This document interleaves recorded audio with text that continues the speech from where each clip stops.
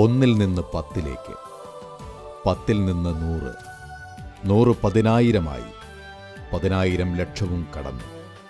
ഭാരതത്തിനായി ദിവസവും 1,00,000 ജപമാല എന്ന പരിശുദ്ധാത്മദർശനം ലക്ഷ്യത്തിലെത്തിയ നാൾവഴികൾക്കിടയിൽ തന്നെ പരിശുദ്ധ അമ്മ ഇന്റർസെഷൻ ഫോർ ഇന്ത്യ എന്ന കൂട്ടായ്മയെ മറ്റ് ആത്മീയ സേവന മേഖലകളിലേക്കും കൈപിടിച്ചു നടത്തി. ജപമാല കയ്യിലേന്തി ഭാരത ഭൂവിൻ ഐശ്വര്യം കാക്കാൻ ജപമണിയായി നമുക്കൊന്നു ചേരാം. Intercession for India, intercession for India, intercession for India, intercession for India.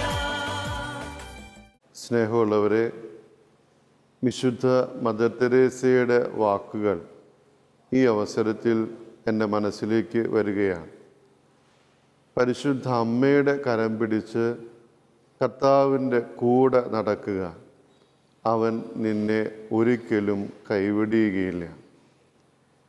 Intercession for India എന്ന് പറയുന്ന പ്രാർത്ഥനാ കൂട്ടായ്മയെക്കുറിച്ച് ഓർക്കുമ്പോൾ ആദ്യമായിട്ട് എൻ്റെ മനസ്സിലേക്ക് വരുന്നത് മദർ തെരേസയുടെ വാക്കുകളാണ്. പരിശുദ്ധ അമ്മയുടെ കരം പിടിച്ച് കർത്താവിൻ്റെ കൂടെ നടക്കുന്ന ഒരുപാട് ആത്മായ സഹോദരങ്ങളുടെ ഒരു കൂട്ടായ്മ. മറിയം തീർത്ഥാടക എന്ന് പറയുന്ന ചാക്രിക ലേഖനത്തിൽ ജോൺ പോൾ രണ്ടാമൻ മാർപ്പാപ്പ പഠിപ്പിക്കുന്നത് ഇങ്ങനെയാണ്: നിനക്കും യേശുവിനും മധ്യേ, നിന്റെ കുടുംബത്തിനും യേശുവിനും മധ്യേ മധ്യസ്ഥയായി നിലകൊള്ളുന്നവളാണ് പരിശുദ്ധ കന്യകാമറിയം. പരിശുദ്ധ അമ്മയുടെ മാധ്യസ്ഥം എന്തുമാത്രം വലുതാണെന്ന് ഓർമ്മപ്പെടുത്തുന്ന പ്രബോധനമാണ് വിശുദ്ധനായ ജോൺ പോൾ രണ്ടാമൻ മാർപ്പാപ്പയുടേത്. ഈ പ്രാർത്ഥനാ കൂട്ടായ്മയുടെ ഏറ്റവും പ്രധാനപ്പെട്ട ശുശ്രൂഷ എന്ന് പറയുന്നത് മധ്യസ്ഥ പ്രാർത്ഥനയാണ്. പ്രത്യേകമായി ഭാരതത്തിനു വേണ്ടി, ഒരുപാട് നിയോഗങ്ങൾക്ക് വേണ്ടി, വിളിച്ചപേക്ഷിക്കുന്നവർക്കൊക്കെ വേണ്ടി മധ്യസ്ഥ പ്രാർത്ഥന നടത്തുന്ന ഒരു വലിയ ശുശ്രൂഷയായിട്ട് ഇന്ന് ഈ കൂട്ടായ്മ മുന്നോട്ട് പോവുകയാണ്. പ്രത്യേകിച്ച് ഈ 1,00,000 പേരെ കണ്ടെത്തുക എന്ന് പറയുന്നത് എളുപ്പമുള്ളൊരു സംഭവമല്ലായിരുന്നു. അത് ഞങ്ങൾ ഒരുപാട് പ്രാർത്ഥിച്ചു വ്യത്യസ്ത മേഖലയിൽ നിന്നിട്ട്. ഒരു ധ്യാനം കൂടുമ്പോൾ 100 പേര്, 500 പേര്, അല്ലെങ്കിൽ 300 പേരെ ധ്യാനം കൂടുമ്പോൾ വേണമെങ്കിൽ അതിൽ 50 അല്ലെങ്കിൽ 20 ഒക്കെ പേരൊക്കെ അതിൽ ചേരുള്ളൂ. കാരണം ഡെയിലി കമ്മിറ്റ്മെൻറ്റാണത്. 24 മണിക്കൂർ സമയം കിട്ടുമ്പോൾ ഒരു കൊന്ത ചെല്ലണം ഭാരതത്തിന് വേണ്ടിയിട്ടെന്ന് പറയുമ്പോൾ. അതുകൊണ്ട് തന്നെ ഒരു പരിഹാസവും, പലതരത്തിലുള്ള പരിഹാസവും ഇതിൽ കടന്നൊരു മേഖല. ഇത് ലോകത്തിന് മൊത്തം പ്രാർത്ഥിച്ചോടെ എന്നുള്ള ചിന്തയൊക്കെ. പക്ഷെ എന്നിരുന്നാലും ഞങ്ങൾ ഒരുപാട് ധ്യാനങ്ങൾ നടത്തി. അങ്ങനെ ഏകദേശം ഒരു 20,000-30,000 പേരിങ്ങനെ എത്തി, അല്ലെങ്കിൽ 40,000-ലേക്കൊക്കെ എത്തി നിൽക്കുമ്പോഴാണ് ദൈവം ഇതിലേക്ക് വീണ്ടും പുതിയ 1-2 പേരുകളൊക്കെ, 2 4-5 പേരൊക്കെ അതിലേക്ക് കടന്നു വരികയും ചെയ്തു. അതിൽ ഞങ്ങളെല്ലാവരും ഒരുമിച്ച് വീണ്ടും ഒരു സിസ്റ്റർ ലില്ലി ഇന്ന് മഹാരാഷ്ട്രയിൽ ഉള്ള പ്രത്യേകിച്ച് സെൻറ്റ് ജോസഫ് കോൺഗ്രഷനുള്ള മുൻ അവരുടെ പ്രൊവിൻഷ്യലായിരുന്ന സിസ്റ്റർ ലില്ലി ഞങ്ങളോടൊപ്പം നിൽക്കുകയും കൂട്ടായി നിൽക്കുകയും ഞങ്ങൾ ഒരുമിച്ച് പ്രാർത്ഥിച്ചു. ഞങ്ങളുടെ ഗ്രൂപ്പ് ഒരുമിച്ച് പ്രാർത്ഥിച്ചപ്പോൾ പിന്നെ ഒരു ചിന്ത ഇങ്ങനെ കടന്നു വരികയായിരുന്നു. കോളേജുകളും സ്കൂളുകളിലും ഒക്കെ പോയി ഈ കാര്യത്തെ അവതരിപ്പിച്ച് മുൻകൂട്ടി ഡേറ്റ് കൊടുത്തുകൊണ്ട് അവിടെ ഏകദിനങ്ങളോ അല്ലെങ്കിൽ 3 ദിവസത്തെ ധ്യാനങ്ങളൊക്കെ, ഏകദിനങ്ങളായിരുന്നു കൂടുതൽ, അല്ലെങ്കിൽ ഒരു ഹാഫ് ഡേ, അല്ലെങ്കിൽ 2 മണിക്കൂർ, അല്ലെങ്കിൽ 1 മണിക്കൂർ സമയം, അങ്ങനെ കേരളത്തിലെ വ്യത്യസ്ത ഭാഗങ്ങൾ. ആദ്യമൊക്കെ ഞങ്ങൾക്ക് പോകുമ്പോൾ നമ്മൾ കടന്നു ചെല്ലുമ്പോൾ ഇത് ഏതൊരു ഗ്രൂപ്പാണ് ഇവിടെ അനുവദിക്കുക എന്നുള്ളൊക്കെ ഒരു വിഷമം ആദ്യഘട്ടത്തിലുണ്ടായിരുന്നു. പക്ഷേ ഇന്ന് വരെ ഒരു സ്ഥലത്ത് പോകുമ്പോഴും ഞങ്ങൾക്ക് നോ എന്നുള്ള വാക്ക് വളരെ അപൂർവം കേട്ടുള്ളൂ. കാരണം ഇത് റാഫേൽ തട്ടിപ്പിതാവ്, അവർക്ക് എന്തെങ്കിലും സംശയം ഉണ്ടെങ്കിൽ റാഫേൽ തട്ടിപ്പിതാവിനെ അവർ വിളിച്ചു ചോദിച്ചു വന്നു, ഈ ഗ്രൂപ്പ് ഏതാണെന്ന് ചോദിച്ചുകൊണ്ട്. അപ്പോൾ പിതാവും 2 ആത്മീയ പിതാക്കന്മാരും, അപ്പോൾ അവരുടെ പെർമിഷനൊക്കെ ഉള്ളതുകൊണ്ട് തന്നെ, പിന്നെ നമ്മൾ മീഡിയയിലൂടെയും ഒക്കെ ഉള്ളതുകൊണ്ട് തന്നെ കൂടുതൽ നമുക്കതന്നെ അവിടെ ചെല്ലുമ്പോൾ ഒരു തടസ്സം ഉണ്ടായിരുന്നില്ല. അങ്ങനെ അവിടെ ചെന്ന് ഞങ്ങൾ ഡേറ്റുകൾ മേടിച്ചുകൊണ്ട് ഞങ്ങൾ വ്യത്യസ്ത ഗ്രൂപ്പുകളായി ഞങ്ങൾ കേരളത്തിൻ്റെ പല ഭാഗങ്ങളിലും പോയി, കോളേജുകളും സ്കൂളിലും പോയി യുവജനങ്ങളുടെ ഇടയിൽ ജപമാലയെക്കുറിച്ചിട്ടുള്ള പ്രാധാന്യത്തെക്കുറിച്ച് ഞങ്ങൾ കൊടുക്കുകയുണ്ടായി. അങ്ങനെയാണ് ഏകദേശം ഞങ്ങൾ ഈ 1,00,000 ചില്ലറ അല്ലെങ്കിൽ 1,10,000 പേരെ ലഭിക്കും. യുവജനങ്ങളെ എനിക്ക് തോന്നുന്നു കൂടുതലും തോന്നുന്നതിൽ. അപ്പോൾ അതൊക്കെ ഞങ്ങളതൊരു വാഗ്ദാന പേടകം പോലെ ഞങ്ങളുടെ ഇൻ്റർസെഷൻ ഹൗസിൽ ഫ്രണ്ടിലൊരു പെട്ടിക്കകത്ത് ഈ 1,10,000 പേര് എഴുതി ഒപ്പിട്ട ആ പേപ്പർ വെച്ച് അത് നന്നായി പാക്ക് ചെയ്ത് അതിന് മുകളിൽ ഞങ്ങളുടെ ഈ എംബളം വെച്ചുകൊണ്ട് അവിടെ നിന്ന് ഞങ്ങൾ പ്രാർത്ഥിച്ചുകൊണ്ടിരിക്കുകയാണ് ഇപ്പോൾ ചെയ്തുകൊണ്ടിരിക്കുന്നത്.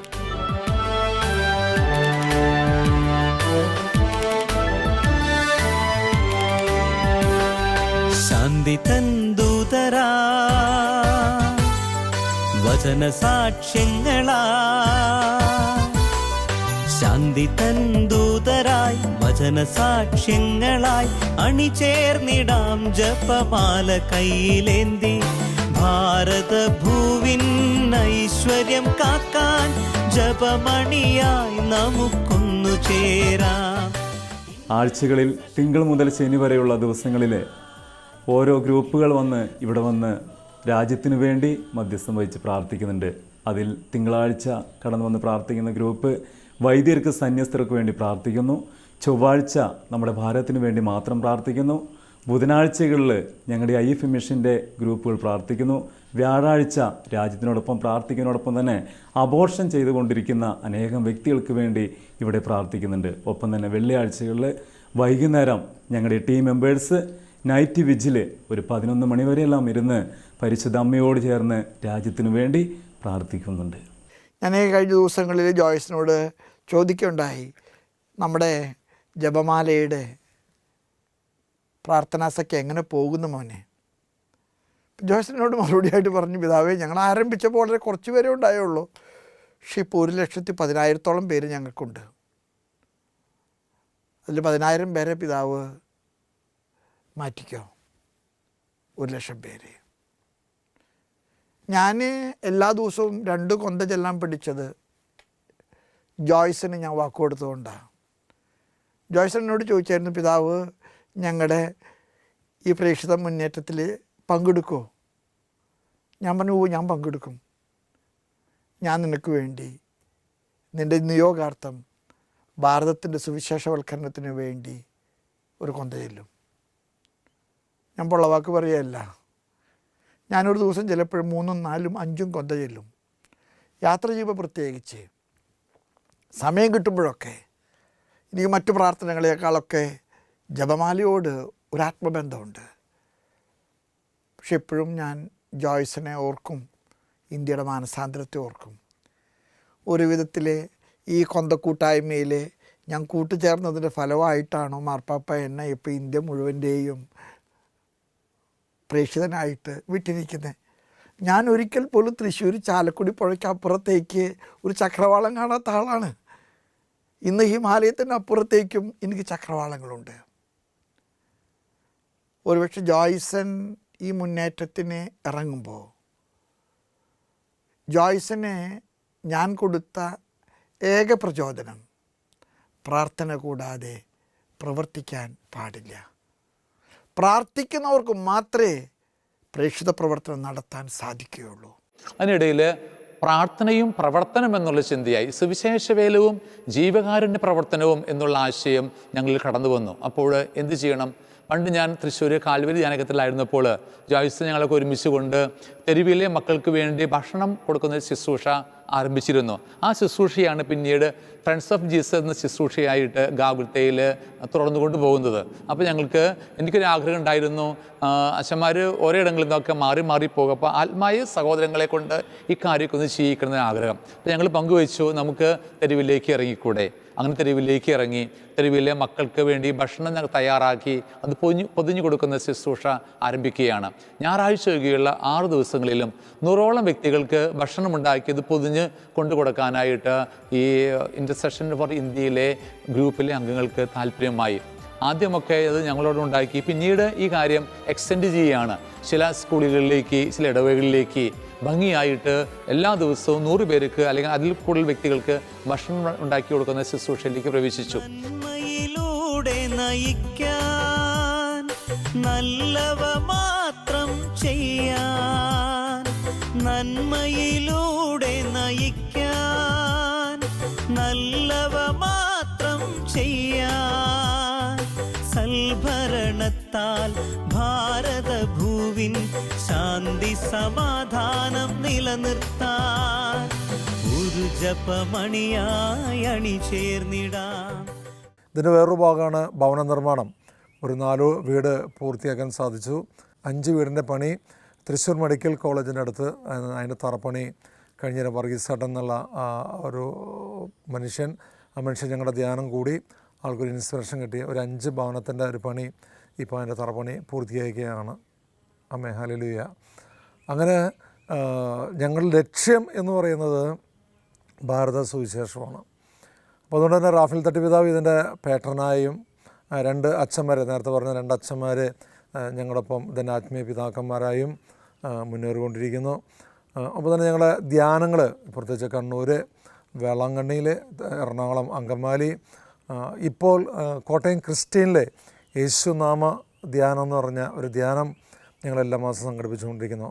ആലുവയിലെ കപ്പുച്ചൻ പ്രൊവിൻഷ്യലിൻ്റെ അടുത്തുള്ള പാക്സ് സെൻ്ററിൽ വെച്ച് അച്ഛൻ്റെ ഒരു ധ്യാനം നടത്തിക്കൊണ്ടിരിക്കുന്നു. ആരംഭത്തിൽ മധ്യസ്ഥ പ്രാർത്ഥനയോടുകൂടിയാണ് തുടക്കമെന്നുണ്ടെങ്കിലും ഇന്ന് ഇതൊരുപാട് വളർന്നിട്ടുണ്ട്. മരിയൻ ധ്യാനങ്ങൾ, പാവപ്പെട്ടവർക്ക് ഭക്ഷണം കൊടുക്കൽ, രോഗികളെ സഹായിക്കൽ, ഭവന നിർമ്മാണ പദ്ധതികൾ, അതോടൊപ്പം തന്നെ നമ്മുടെ സമൂഹത്തിൽ പല രീതിയിൽ സഹനമനുഭവിക്കുന്ന ദൈവത്തിൻ്റെ മക്കളെ, അല്ലെങ്കിൽ വിവിധ രീതികളിൽ ശുശ്രൂഷ ചെയ്യുന്ന ദൈവമക്കളെ സമൂഹത്തിൻ്റെ ശ്രദ്ധയിലേക്ക് കൊണ്ടുവരാൻ, അവരുടെ ശുശ്രൂഷകൾ ദൈവമഹത്വത്തിന് വേണ്ടിയാണ് എന്നുള്ള ഒരു ബോധ്യം മറ്റുള്ളവർക്ക് കൊടുക്കാനായിട്ട് in the name of Jesus എന്ന് പറയുന്ന ടെലിവിഷൻ ശുശ്രൂഷയൊക്കെ ഇന്ന് ഈ കൂട്ടായ്മയുടെ നേതൃത്വത്തിൽ നടന്നുകൊണ്ടിരിക്കുകയാണ്. അങ്ങനെ ഞങ്ങൾ എല്ലാവരും ചേർന്ന് ഏകദേശം ഇപ്പോൾ 8 വർഷക്കാലമായി ഇൻ്റർസെഷൻ ഫോർ ഇന്ത്യയുടെ ശുശ്രൂഷയിൽ ഞങ്ങൾ മുന്നോട്ട് പോകുന്നത്. ഇപ്പോഴും മനസ്സിനകത്ത് കടന്നു വരുന്ന ഒരു ചിന്ത, ഇന്ത്യയിലെ എല്ലാ സംസ്ഥാനങ്ങളിലും മധ്യസ്ഥ പ്രാർത്ഥന ഗ്രൂപ്പിനെ ഉണ്ടാക്കിയെടുക്കുക. ഒരുപക്ഷെ എല്ലായ്പ്പോഴും എല്ലാ സംസ്ഥാനങ്ങളിലേക്കും നമുക്ക് ഇവിടെ നിന്ന് പോകാൻ സാധിച്ചെന്ന് വരില്ല. അതുകൊണ്ട് അവിടെ കടന്നു ചെന്നുകൊണ്ട് അവിടെയുള്ള മക്കളെ കോർത്തിണക്കിക്കൊണ്ട് ഒരു മധ്യസ്ഥ പ്രാർത്ഥന ഗ്രൂപ്പ് ഫോം ചെയ്തുകൊണ്ട് ഇന്ത്യക്ക് വേണ്ടി പ്രാർത്ഥിക്കുക. ഇന്ത്യയിലെ എല്ലാ മനുഷ്യരും ഈശോയെ അറിയുക, യേശുവിലേക്ക് വളരുക, യേശുവിനെ പകർന്നു കൊടുക്കുക. അങ്ങനെയുള്ള ഒരു ചിന്തയോടു കൂടിയാണ് ഇപ്പോൾ ഇൻ്റർസെഷൻ ഫോർ ഇന്ത്യ എന്നുള്ള ശുശ്രൂഷ മുന്നോട്ട് പോകുന്നത്. ഈ കാലഘട്ടത്തിൽ മധ്യസ്ഥ പ്രാർത്ഥനയ്ക്ക് വളരെയേറെ പ്രസക്തി ഉണ്ട് എന്ന് തന്നെ വിശ്വസിക്കുന്ന ഒരു വൈദികൻ തന്നെയാണ്. പ്രത്യേകിച്ച് തൃശ്ശൂർ അതിരൂപതയുടെ കീഴിൽ നവീകരണ മുന്നേറ്റത്തോട് ചേർന്ന് നിൽക്കുന്ന ഒരു മിനിസ്ട്രി കൂടിയാണ് IFI എന്ന് പറയുന്നത്. നമുക്കറിയാം, വിശുദ്ധ വിയാനി പുണ്യവാളൻ തൻ്റെ ജീവിതത്തിൽ ഇപ്രകാരം പറഞ്ഞു വയ്ക്കുന്നുണ്ട്: പ്രാർത്ഥിക്കാത്ത മനുഷ്യൻ ചിറകില്ലാത്ത പക്ഷി പോലെയാണ്, പ്രാർത്ഥിക്കാത്ത മനുഷ്യൻ ചിറകില്ലാത്ത പക്ഷി പോലെയാണ് എന്ന്. വിശുദ്ധ ഗ്രന്ഥത്തിലൂടെ കടന്നു പോകുമ്പോൾ പത്രോസിൻ്റെ ജീവിതത്തിൽ സാത്താൻ്റെ ഉപദ്രവത്തിൽ നിന്ന് രക്ഷ നേടാൻ വേണ്ടി ഈശോ പത്രോസിനു വേണ്ടി പ്രാർത്ഥിച്ചതായിട്ടും ലൂക്കായുടെ സുവിശേഷം 22-ാം അധ്യായത്തിൽ നമ്മൾ വായിക്കുന്നുണ്ട്. മധ്യസ്ഥ പ്രാർത്ഥനയുടെ ഒത്തിരിയേറെ കരങ്ങൾ വിശുദ്ധ ഗ്രന്ഥത്തിൽ നമുക്ക് കാണാൻ സാധിക്കും.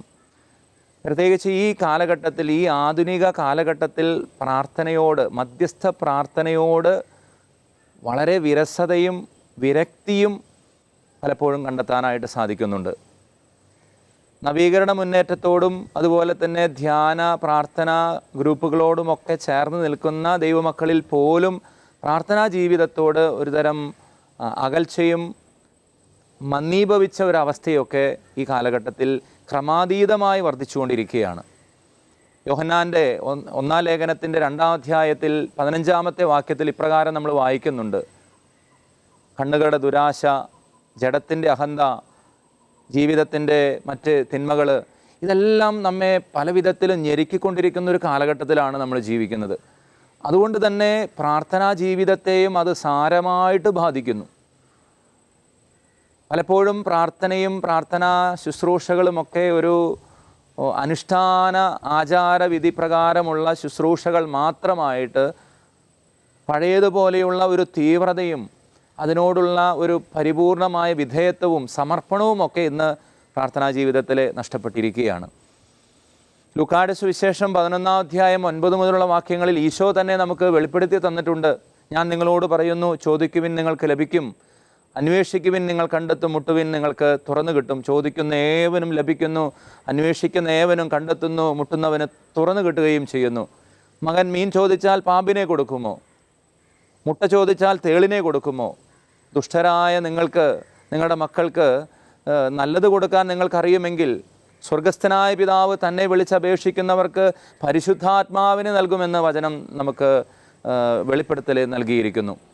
പ്രിയപ്പെട്ടവരെ, എന്തും നൽകാൻ തയ്യാറായി നിൽക്കുന്ന ദൈവത്തിൻ്റെ സന്നിധിയിൽ പ്രാർത്ഥിക്കുന്ന കരങ്ങൾ എന്ന് പറയുക, അല്ലെങ്കിൽ മധ്യസ്ഥ പ്രാർത്ഥന നടത്തുക എന്ന് പറയുന്നത് അത് നിസ്സാരമായ ഒരു കാര്യമല്ല, അത് ചെറിയൊരു കാര്യമല്ല, അത് വലിയൊരു ദൈവകൃപ തന്നെയാണ്, കൃപയുടെ ഒരു പ്രവൃത്തി തന്നെയാണ്. അതുകൊണ്ട് തന്നെ ഈ കൃപയുടെ പ്രവൃത്തി ചെയ്യുന്നവർക്ക് ദൈവത്തിൻ്റെ സഹായം, സ്വർഗത്തിൻ്റെ സഹായം സുനിശ്ചിതമാണ്. തന്നെയുമല്ല, നമ്മുടെ ദൈവം ചോദിക്കുന്നവർക്ക് ആവശ്യത്തിലധികം നൽകുന്നവനാ. നിറച്ച് അളന്ന് മടിയിലിട്ട് നൽകുന്ന ദൈവത്തിൻ്റെ ആ വലിയ സ്നേഹത്തിലേക്ക് നമ്മുടെ ജീവിതത്തെ ചേർത്ത് വയ്ക്കുകയാണ്. അതുകൊണ്ട് തന്നെ ഈ കാലഘട്ടത്തിൽ ദൈവസന്നിധിയിൽ, ദിവ്യകാരുണ്യ സന്നിധിയിൽ കരങ്ങൾ വിരിക്കുന്ന അനേകം ജീവിതങ്ങൾ ഉയർത്തപ്പെട്ടാൽ തിരുസഭയും തിരുസഭാ മക്കളും ഈ കാലഘട്ടത്തിൽ ഏത് തിന്മയെയും ഏത് പ്രലോഭനത്തെയും അതിജീവിക്കാൻ സാധിക്കുമെന്നുള്ളത് അത് വിശുദ്ധ ഗ്രന്ഥം നമുക്ക് നൽകുന്ന വലിയ ഉറപ്പാണ്. അപ്പോൾ അതുകൊണ്ട് തന്നെ പ്രിയപ്പെട്ടവരെ, നമുക്ക് ആത്മാർത്ഥമായിട്ട് ഈ മധ്യസ്ഥ പ്രാർത്ഥന യജ്ഞത്തോട് തന്നെ, മധ്യസ്ഥ പ്രാർത്ഥന മിനിസ്ട്രിയോട് തന്നെ ചേർന്ന് പ്രവർത്തിക്കാനായിട്ട് നമുക്ക് സാധിക്കട്ടെ. നമ്മളായിരിക്കുന്ന ഇടങ്ങളിൽ നിന്ന് തന്നെ, കുടുംബങ്ങളിലായാലും കൂട്ടായ്മയിലായാലും മറ്റിതര സ്ഥാപനങ്ങളിലായാലും പ്രവൃത്തി മേഖലകളിലായാലും ഒക്കെ നമുക്ക് ഒന്നിച്ച് പ്രാർത്ഥിക്കുന്നവർ ഒന്നിച്ച് കരം കോർത്ത് ദൈവസന്നിധിയിലെ മധ്യസ്ഥം വഹിച്ച് പ്രാർത്ഥിക്കുമ്പോൾ ഈ ലോകത്തിൽ നിന്ന് തിന്മയും പാപവും തിന്മയുടെ സ്വാധീനങ്ങളും എല്ലാം വിട്ടുപോകുന്നത് നമുക്ക് കാണാനായിട്ട് സാധിക്കും. എത്രയോ ഉദാഹരണങ്ങൾ നമ്മുടെ ഈ കാലഘട്ടത്തിലെ കർത്താവ് നമ്മുടെ കൺമുൻപിൽ തന്നെ കാണിച്ചു വച്ചിരിക്കുന്നു. അതുകൊണ്ട് തന്നെ മടുപ്പ് കൂടാതെ പ്രാർത്ഥനയിൽ നമുക്ക് നമ്മുടെ കരങ്ങളെ ചേർത്ത് വയ്ക്കാം. പ്രത്യേകിച്ച് ഈ കാലഘട്ടത്തിലെ സഭ നേരിട്ടുകൊണ്ടിരിക്കുന്ന എല്ലാവിധ പ്രതിസന്ധികളെയും കാർമേഘങ്ങളെയും കറകളെയും ഒക്കെ കഴുകിക്കളയാൻ ദൈവമക്കളെല്ലാം കരം വിരിച്ച്, വിശുദ്ധ വിയാനി പുണ്യവാളൻ പറയുന്നത് പോലെ, പ്രാർത്ഥിക്കുന്ന മനുഷ്യൻ ചിറകുള്ള പക്ഷി പോലെയാണ്, പ്രാർത്ഥിക്കാത്ത മനുഷ്യൻ ചിറകില്ലാത്ത പക്ഷി പോലെയാണ്. ചിറകുള്ള പക്ഷിയുടെ പ്രത്യേകത ഏത് പ്രതിസന്ധിയെയും അതിജീവിക്കാൻ, പറന്നുയർന്ന് അതിനെയും അതിജീവിക്കാനുള്ള ശേഷിയുണ്ട്, ശക്തിയുണ്ട് എന്നുള്ളതാണ്. പ്രാർത്ഥനയുടെ കരങ്ങൾ നമ്മുടെ ജീവിതങ്ങൾ ഉയരട്ടെ. ചിറകുവിരിച്ച് പറന്ന് അതിജീവിക്കുന്ന ആ പക്ഷിയെപ്പോലെ നമുക്കും ഈ കാലഘട്ടത്തെയും സഭയെയും തിന്മകളിൽ നിന്ന്, ഈ കാലഘട്ടത്തിൻ്റെ പ്രതിസന്ധികളിൽ നിന്ന് അതിജീവിക്കാനായിട്ട് സാധിക്കട്ടെ. ദൈവം നമ്മെ എല്ലാവരെയും അനുഗ്രഹിക്കട്ടെ. അത് റാഫേൽ തട്ടിപ്പിതാവ് ആദ്യം കാണാൻ പോയ സമയത്ത് റാഫേൽ തട്ടിപ്പിതാവ് പറഞ്ഞു വേറൊരു, ഞങ്ങളുടെ മനസ്സിനകത്ത് ഏറ്റവും കൂടുതൽ സന്തോഷകരമായി പറഞ്ഞൊരു വാക്കുണ്ട്. ജോയ്സൺ, ഇതിന് ദൈവത്തിന് സ്വന്തം കയ്യൊപ്പ് ഇതിനുണ്ടെന്ന്, അതുകൊണ്ട് തന്നെ ഇത് വളർന്ന് പന്തലിക്കുമെന്ന്. ദൈവത്തിൻ്റെ സ്വന്തം, ആദ്യം പറഞ്ഞു 1 ലിറ്റർ പെട്രോൾ അടിച്ച് ഹിമാലയം കയറാൻ നോക്കരുത്, കൂടുതൽ നിങ്ങൾ പ്രാർത്ഥിച്ച് ശക്തി പറഞ്ഞെന്ന് പറഞ്ഞു. അതിനുശേഷം പറഞ്ഞാണ് ഇതിന് ദൈവത്തിൻ്റെ സ്വന്തം കയ്യൊപ്പുണ്ടെന്ന്. അത് ശരിക്കും ഞങ്ങൾ ഈ കാലഘട്ടത്തിൽ മുഴുവൻ മനസ്സിലാക്കിക്കൊണ്ടിരിക്കുകയാണ്. അപ്പോൾ ഞങ്ങൾ മീഡിയയിലൂടെ ആയാലും കാരുണ്യ പ്രവർത്തനങ്ങളിലൂടെ ആയാലും ഞങ്ങളുടെ ശുശ്രൂഷകളിലായാലും ധ്യാനങ്ങളിലൂടെയായാലും എല്ലാ ഭാഗങ്ങളിലും പ്രത്യേകിച്ച് പുതിയ പുതിയ ആളുകൾ കണ്ടെത്തിക്കൊണ്ട് വന്നുകൊണ്ട് ശുശ്രൂഷ മേഖലയിൽ ഒരു തരംഗമായി പരിശുദ്ധാത്മാവ്, പരിശുദ്ധമ്മയുടെ മാധ്യസ്ഥ ശക്തിയാൽ അധികാരികളുടെ അറിവിലൂടെ സമ്മതത്തോടുകൂടെ ഇത് മുന്നേറിക്കൊണ്ടിരിക്കുകയാണ്. പരിശുദ്ധ അമ്മയുടെ മാധ്യസ്ഥത്താൽ തുടർന്നും ഈ കൂട്ടായ്മയോട് ചേർന്ന് നമുക്ക് ഇവരുടെ ശുശ്രൂഷകളിൽ പങ്കുചേരാം. അപേക്ഷിക്കുന്നവർ ഉപേക്ഷിക്കാത്ത അമ്മ എന്നാണ് പരിശുദ്ധ അമ്മയെക്കുറിച്ച് നമ്മളെപ്പോഴും പറയാറും പ്രാർത്ഥിക്കാറും. നമ്മൾ നിയോഗം വെച്ച് ഈ കൂട്ടായ്മയോട് ചേർന്ന് അനേകം മക്കൾക്ക് വേണ്ടി മധ്യസ്ഥ പ്രാർത്ഥന നടത്തുമ്പോൾ തീർച്ചയായും അമ്മയുടെ മാധ്യസ്ഥത്താൽ ദൈവം ഇടപെടും, ദൈവം അത്ഭുതം പ്രവർത്തിക്കും. ഒരുപാട് മക്കളിലേക്ക് ഈശോയുടെ കൃപ ലഭിക്കാൻ അവസരമാകും. അതിന് ഈ ശുശ്രൂഷകളെല്ലാം സഹായകമാകട്ടെ എന്ന് ആശംസിക്കുന്നു. ഈ കൂട്ടായ്മയിലുള്ള എല്ലാ സഹോദരങ്ങളെയും ഞാൻ പ്രത്യേകമായിട്ട് അഭിനന്ദിക്കുകയും ചെയ്യുന്നു. പരിശുദ്ധ അമ്മയുടെ വലിയ മാധ്യസ്ഥം ഓരോ സമയങ്ങളും വ്യക്തിപരമായും ഞങ്ങളുടെ ഗ്രൂപ്പിലും അനുഭവിച്ചുകൊണ്ടിരിക്കുകയാണ്. പ്രത്യേകിച്ച് ജപമാലയ്ക്ക് വളരെ ഇമ്പോർട്ടൻ്റ് ചെയ്തുകൊണ്ട്, ജപമാല വചനമാണെന്നും ഈ വചനം ഏറ്റുചൊല്ലി പ്രാർത്ഥിക്കുമ്പോൾ അത്ഭുതങ്ങൾ സംഭവിക്കുന്നെന്ന് ഓരോ സ്ഥലത്ത് പ്രാർത്ഥിക്കുമ്പോഴും അത് അമ്മയുടെ ആ സാന്നിധ്യം ഞങ്ങൾ അനുഭവിച്ചുകൊണ്ടിരിക്കുക. പ്രത്യേകിച്ച് ഈയിടെ ജപമാലയുടെ ഒരു ക്ലാസ് യൂട്യൂബ് ചാനലിൽ, ജൈനിസ് മീഡിയ എന്ന യൂട്യൂബ് ചാനലിൽ ഞങ്ങൾ ഇട്ടപ്പം ഏകദേശം 2,30,000 പേര് ഈ ജപമാലയുടെ ക്ലാസ് ആൾക്കാർ ഇപ്പോഴും കേട്ടുകൊണ്ടിരിക്കുകയാണ്. അമ്മയുടെ ആ സാന്നിധ്യം, കാരണം ഞങ്ങൾക്ക് വലിയ കഴിവുള്ള വ്യക്തികളൊന്നുമല്ല, പക്ഷെ എന്നിരുന്നാലും അമ്മ ഞങ്ങളെ കൈ പിടിച്ച് നടത്തിക്കൊണ്ടിരിക്കുന്ന ഒരവസ്ഥയാണ്. അത് കോട്ടയത്തും ക്രിസ്ത്യനിൽ ധ്യാനം നടത്തുമ്പോഴാണേലും ഭാരതയാത്രയ്ക്ക് ഞങ്ങൾ പോകുമ്പോൾ ഒരു രൂപ ഞങ്ങളെ കയ്യിലില്ല, വാഹനമില്ല. പിന്നീട് പരിശുദ്ധ അമ്മയുടെ മാതത്തിൽ വാഹനം ലഭിക്കുന്നു. യാത്രയൊക്കെ ഓരോ ദിവസം യാത്ര, അടുത്ത യാത്ര എങ്ങനെ പോകുന്ന പോലും ഞങ്ങൾക്കറിയില്ല, എവിടെ കിടക്കുന്നതറിയില്ല. യാത്രയിൽ സെക്യൂരിറ്റി പിടിക്കുന്നു, പ്രത്യേകിച്ച് പോലീസും സെൻട്രൽ പോലീസൊക്കെ പിടിച്ച് ചെക്കിങ് നടന്നു. ആ സമയത്ത് മാതാവിൻ്റെ സ്റ്റാച്ചു കയ്യിലിരിക്കുന്ന കൊന്ത കാണുമ്പോൾ ഞങ്ങൾ വിടുന്നു. അങ്ങനെ എന്താ പറയുക, പരിശുദ്ധ അമ്മ കൈ പിടിച്ച് നടക്കുന്നത് ഒരു അനുഭവം. പ്രത്യേകിച്ച് എൻ്റെ വ്യക്തിപരമായ ജീവിതത്തിൽ, പ്രത്യേകിച്ച് നവീകരണത്തിൽ വന്നപ്പോഴും എൻ്റെ മകൻ്റെ പെട്ടെന്നുള്ള മരണവും, 14 വയസ്സുള്ള മകൻ്റെ മരണവും, പിന്നെ രോഗങ്ങളും. ഇപ്പം ഞാൻ നിങ്ങളുടെ അടുത്ത് മുന്നിൽ നിൽക്കുമ്പോൾ നാളെ ഞാൻ അഡ്മിറ്റാകാൻ പോവുകയാണ്.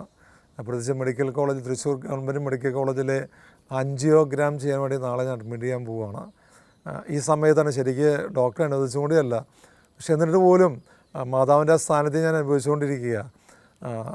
ദൈവസന്നിധിയിൽ മുട്ടിപ്പായി നിൽക്കുമ്പോൾ, പരിശുദ്ധ അമ്മയോട് ചേർന്ന് നിൽക്കുമ്പോൾ അമ്മ വഴി തീർച്ചയായും വലിയ അത്ഭുതങ്ങൾ, പ്രത്യേകിച്ച് സെപ്റ്റംബർ മാസത്തിലൂടെ നമ്മൾ കടന്നു പോകുമ്പോൾ അമ്മയിലൂടെ, ജപമാല ഭക്തിയിലൂടെ നമ്മൾ പ്രാർത്ഥിക്കുമ്പോൾ നമ്മളെ കുടുംബങ്ങൾ അനുഗ്രഹിക്കും.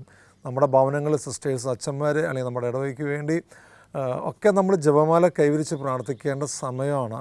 തൃശ്ശൂർ രൂപതയിൽ ഞാൻ മെത്രാനായിരിക്കുമ്പോഴും അതിനുശേഷം കരിസ്മാറ്റിക് കമ്മീഷൻ്റെ ചെയർമാനായിരിക്കുമ്പോഴൊക്കെ ധാരാളം അൽമായർ എന്നെ അന്വേഷിച്ച് വരാറുണ്ട്. ഇപ്പോഴ പല ആത്മായ പ്രസ്ഥാനങ്ങളുടെ കൂട്ടത്തിൽ ഞാൻ ചേരും. എന്നോട് പലരും ഗൗരവമായിട്ട് ചോദിച്ചിട്ടുണ്ട്, ഇവരൊക്കെ നാളെ വഴിതെറ്റിപ്പോകില്ലെന്ന് പിതാവിന് എന്താ ഉറപ്പ്? അന്നൊക്കെ ഞാൻ അവരോട് പറഞ്ഞിട്ടുള്ള ഒരു മറുപടിയുണ്ട്. വഴിതെറ്റിപ്പോകാനുള്ളവരെ ഞാൻ പ്രോത്സാഹിപ്പിച്ചാലും ഇല്ലെങ്കിലും വഴിതെറ്റിപ്പോകും. വഴിതെറ്റിപ്പോകും എന്നുള്ള ഒരു സാധ്യത കൊണ്ട് അവർക്ക് പോകാനുള്ള വഴി ഞാൻ അടയ്ക്കുകയാണെങ്കിൽ കർത്താവ് അവരെക്കുറിച്ച് കരുതിയിട്ടുള്ള പദ്ധതികൾ ഞാനും നിങ്ങൾ വഴിമുടക്കുകയാണ്. പലപ്പോഴും സഭയുടെ ഭാഗത്ത് നിന്ന് സംഭവിക്കുന്ന ഒരു അപകടമുണ്ട്.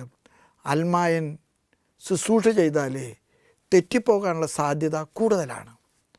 ഇല്ല പ്രിയപ്പെട്ടവരെ, തെറ്റിപ്പോകാനുള്ളവരൊക്കെ എത്ര ബലം പ്രയോഗിച്ച് നമ്മൾ പിടിച്ചു നിർത്തിയാൽ തെറ്റിപ്പോകും. പക്ഷെ തെറ്റിപ്പോകാൻ സാധ്യതയുണ്ട് എന്നതിൻ്റെ പേരിൽ പോകാനുള്ള വഴികൾ അടയ്ക്കരുത്. ഷാലോം ടി വിയെക്കുറിച്ച് എപ്പോഴും ഞാൻ പറയാറുണ്ട്. ഷാലോം ടി വി ഇന്ന് വളരെ പ്രിയങ്കരമായിട്ടൊരു ഒരു ചാനലാണ്. ഒരുപാട് ആളുകൾ സന്തോഷത്തോടെ അത് കാണുന്നു, അത് കേൾക്കുന്നു. വർക്കിയച്ചൻ അന്ന് വഴി തുറന്നില്ലെങ്കിൽ ഇന്ന് ഷാലോം ടി വി ജനിക്കില്ലായിരുന്നു. ഞാൻ ചിലപ്പോൾ സന്തോഷ് കരിമത്രയെക്കുറിച്ച് ഓർക്കാറുണ്ട്. സന്തോഷ് കരിമത്ര എൻ്റെ അടുക്കെ വന്ന് സഹായം ചോദിച്ചപ്പോൾ ഞാൻ പറഞ്ഞു, മോനെ നീ പേടിക്കരുത്, നീ ധൈര്യമായിട്ട് മുന്നോട്ട് പോകണം. ഷാലോമിലേക്ക് ആദ്യമായിട്ട് ഇൻട്രൊഡ്യൂസ് ചെയ്യുന്നത് ഞാനാണ്. ചില പിതാക്കന്മാരെന്നോട് ചോദിച്ചിട്ടുണ്ട്, ചില അച്ഛന്മാരെന്നോട് ചോദിച്ചിട്ടുണ്ട്, ഈ ശുശ്രൂഷകളൊക്കെ എത്ര കാലം നിൽക്കും പിതാവേ എന്ന്. ഞാൻ ഒരു ആത്മപ്രശംസയ്ക്ക് വേണ്ടി പറയുകയല്ല. ഇന്ന് സത്യത്തിൽ കേരള സഭയിലെ മിഷൻ പ്രവർത്തനത്തിലെ അച്ഛന്മാരെക്കാൾ കൂടുതൽ അൽമായരെ രംഗത്ത് വന്നിരിക്കുകയാണ്. അൽമായരുടെ സാന്നിധ്യമാണ് ഇന്ന് കേരള സഭയുടെ പ്രേക്ഷിത പ്രവർത്തനത്തിൻ്റെ മുന്നേറ്റത്തിൻ്റെ കൊടുങ്കാറ്റ്. Intercession for India, fellowship ministry, Shekinah ministry, ഒരുപക്ഷെ Christian ministry, Jesus Youth movement, അവരെയൊക്കെ തടയുവാൻ വളരെ എളുപ്പമാണ്. ഇന്ന് കുർബാനയിൽ വായിച്ച് കേട്ട സുവിശേഷം ഒരുപക്ഷെ പ്രതീകാത്മകമായിട്ട് എന്നെ ഓർമ്മപ്പെടുത്തി. കർത്താവ് സമറിയ ഗ്രാമത്തിലൂടെ കടന്നുപോയപ്പോൾ സമറിയക്കാർ കർത്താവിന് വേണ്ടതുപോലെ സ്വീകരിച്ചില്ല എന്ന പരാതിയിന്മേലെ ആകാശത്ത് നിന്ന് തീയിറക്കി അവരെ നശിപ്പിക്കട്ടെ എന്ന് ശിഷ്യന്മാർ ചോദിച്ചതുപോലെയാണ്. കർത്താവ് പറഞ്ഞില്ല, ഇല്ല, അവരെ തടയരുത്. അൽമായരെ മുന്നോട്ട് വരണം, ഇനിയും മുന്നോട്ട് വരണം. സഭ അവരെ ചേർത്ത് പിടിക്കണം. ഒരുപക്ഷെ നമ്മുടെ വൈദികർക്ക്, നമ്മുടെ സമർപ്പിതർക്ക്, നമ്മുടെ ഷമ്മാശന്മാർക്ക് പോകാൻ കഴിയാത്ത മേഖലകൾ ധാരാളമുണ്ട്. അവിടെയൊക്കെ അവരുടെ സാന്നിധ്യം സഭയ്ക്ക് കോട്ടപണിയണം, സഭയ്ക്ക് കരുത്തു പകരണം. അൽമായൻ ഒരുപക്ഷെ കർത്താവിൻ്റെ കൈകളിലെ ശക്തമായ ഉപകരണമായിരിക്കട്ടെ. വത്തിക്കാൻ സൂനകദോസ് അൽമായരെക്കുറിച്ച് പറഞ്ഞ് വളരെ സത്യമാണ്. In the church for the world, in the church for the world. അവർ സഭയിലാണ്, പക്ഷേ സഭയിലായിരിക്കുന്ന ധൂപക്കുറ്റി വയ്ക്കാനും പ്രദക്ഷിണത്തിന് കുരിശ് പിടിക്കാനും അച്ഛൻ്റെ പാലിയം പിടിക്കാനൊന്നുമല്ല. സഭ പടുത്തുയർത്താൻ, ലോകത്തിലെ സഭ പടുത്തുയർത്താൻ, കർത്താവിൻ്റെ ഭൗതിക ശരീരം പടുത്തുയർത്താൻ.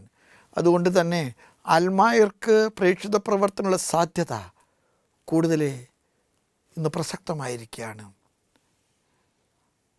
വത്തിക്കാൻ സൂനകദോസ് അവർ ഓർമ്മപ്പെടുത്തുന്നുണ്ട്, in the world for the church, in the church for the world and in the world for the church.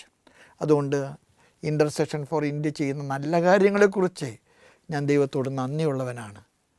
അവരെ ഓർത്ത് ഞാൻ ദൈവത്തിന് മഹത്വം ചേരുകയാണ്. അവരിലൂടെ ഇനിയും ധാരാളം നന്മകൾ കർത്താവിൻ്റെ സഭയ്ക്കുണ്ടാകാൻ ഞാൻ പ്രാർത്ഥിക്കുകയാണ്. എന്നെ കേൾക്കുന്ന എല്ലാവരോടും എനിക്ക് പറയാനുണ്ട്, നമ്മുടെ ചുറ്റുമുള്ള അൽമായരെ നന്മയ്ക്ക് കരം കോർക്കാൻ കൈ തരുമ്പോൾ ചേർത്ത് പിടിക്കുക, കൂടെ സഞ്ചരിക്കുക. ദൈവം നിങ്ങളെ അനുഗ്രഹിക്കട്ടെ.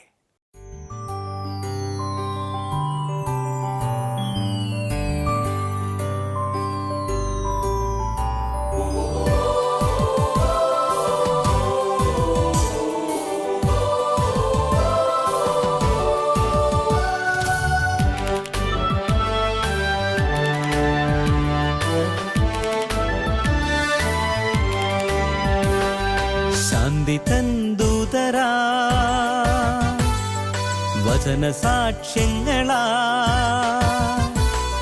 ശാന്തി തന്തൂതരായി വചന സാക്ഷ്യങ്ങളായി അണിചേർന്നിടാം ജപമാല കയ്യിലേന്തി.